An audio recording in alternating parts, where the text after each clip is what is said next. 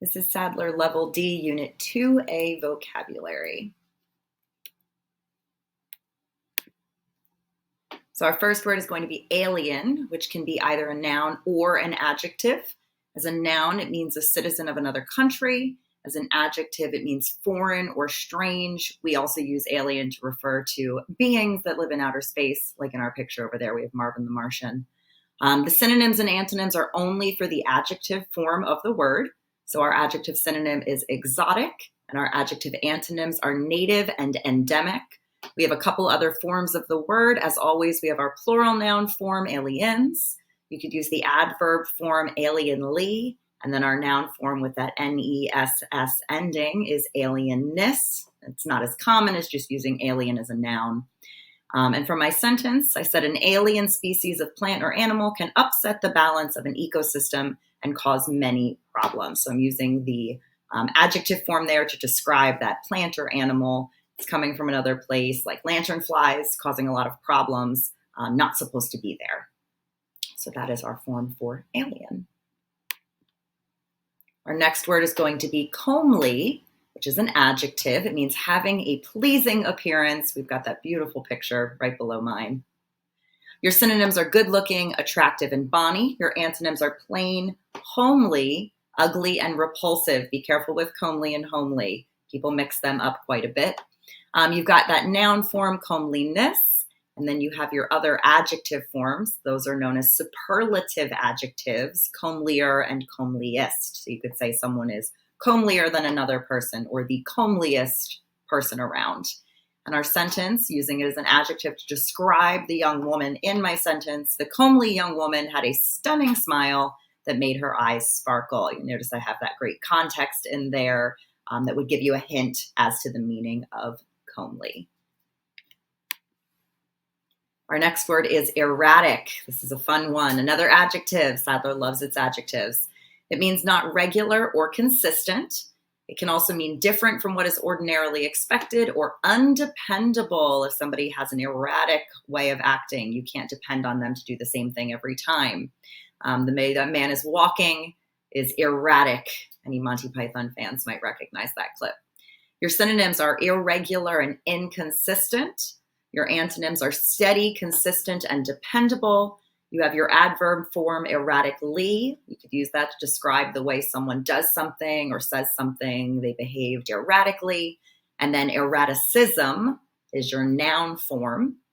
And our sentence, which is very true, students who have an erratic attendance record may find themselves making up any missed work from absences in Saturday school. So if you're not consistently coming to school, you would have an erratic attendance record, not regular, not consistent. And you might have to end up making some things up if that were the case. Our next word is fodder. A little Taylor Swift reference here for you. Fodder's a noun. It's got two definitions that are sort of related, but a little bit odd.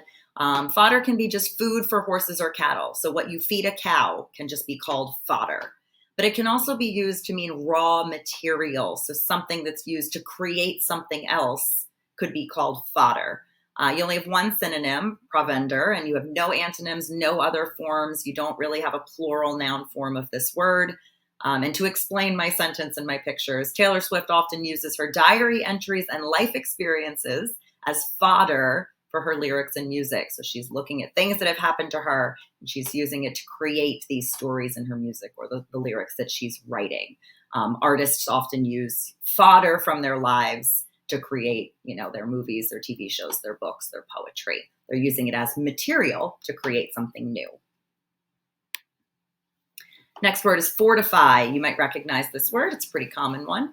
It is a verb, and it means to strengthen or build up. This can be literally you are strengthening something or building something up, or it can be used more figuratively. You could fortify your emotions, but you could also fortify your body, like if you're Popeye and you're building up your muscles. Your synonyms are to reinforce or shore up. Your antonyms are weaken, undermine, sap, and impair. Sap, like to sap someone's power, not sap that comes from a tree. That would be a noun form, not a verb. Your other forms are your other verb forms, fortifying, fortifies, and fortified. And then your noun form with that ER ending is fortifier, the person who's doing the fortifying. In my sentence, before the hurricane, my neighbors and I made sure to fortify our homes to keep them as safe as possible during the storm. Maybe you're boarding up windows, putting out sandbags, things like that. You're trying to strengthen or build up to prevent any sort of damage during a storm. Popeye in our picture is fortifying his body by eating spinach. It's making his muscles grow. Next word is jeer. It's another one of those two parts of speech words. It could be a verb or a noun. The verb form is to make fun of rudely or unkindly. If you're jeering someone, it's not nice teasing. It's not we're friends teasing. There's really kind of a negative connotation to that word. And your noun form is a rude remark of derision. So you can jeer someone or you can say a jeer at someone. Your verb synonyms are to laugh at, mock, or taunt. Your verb antonyms are applaud or praise. Your noun synonyms are jibe or insult. Those are things, they are nouns. Your antonyms are applaud or plaudits. And your other forms, you have your other verb forms as always, jeers, jeering, and jeered. And then jeeringly is your adverb form that you could use to describe maybe the way a person says something. They could say it jeeringly, and you know it's not very nice.